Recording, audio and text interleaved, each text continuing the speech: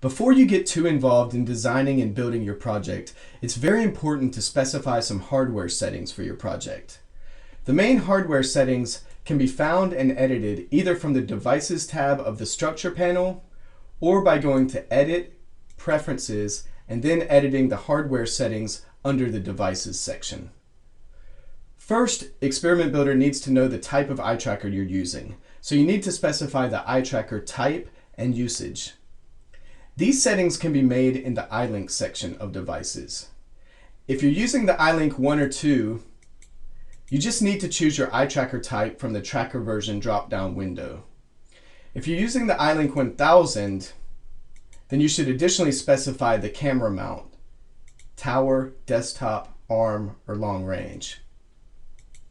If you're using the desktop mount, then you need to additionally specify whether the illuminator on your mount is to the right of the camera or to the left of the camera.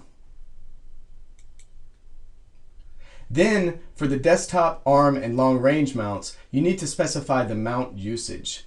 Head stabilized chin rest mode versus remote head free mode, and monocular versus binocular tracking.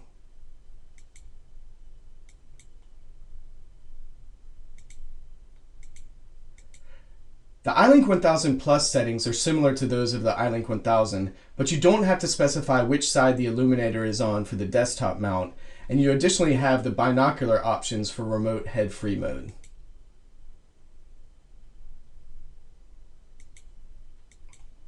Next, and importantly, the positioning of stimuli in Experiment Builder is based on pixel coordinates, so you'll need to make sure that you're setting your display values correctly.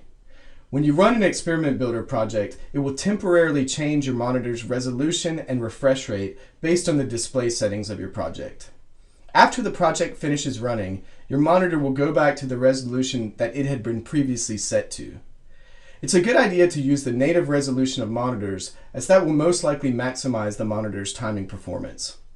Also, for things like gaze contingent studies, you'll want to make sure that you set your refresh rate to be as high as your monitor can go. In this case, it's just a simple picture study, so using 60 Hz and the native resolution of the monitor I'm using should be fine.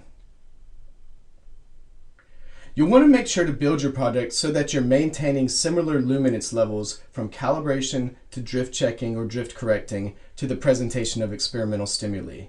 Otherwise, the pupil could change by an excessive amount, which could disrupt the accuracy of the calibration.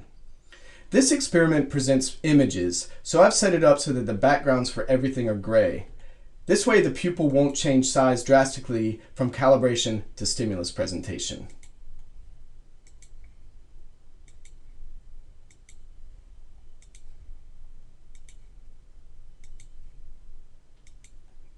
If you choose the background color of display screen, camera setup, and drift correct nodes in preferences before adding these nodes in the graph editor, then they'll already be configured with the desired background when you later do add these nodes to build your project.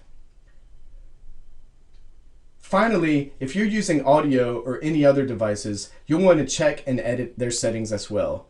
This project doesn't use any audio, so I'm not going to worry about it. If you want to save your project settings as defaults, then you can do that through the Preferences dialog as well.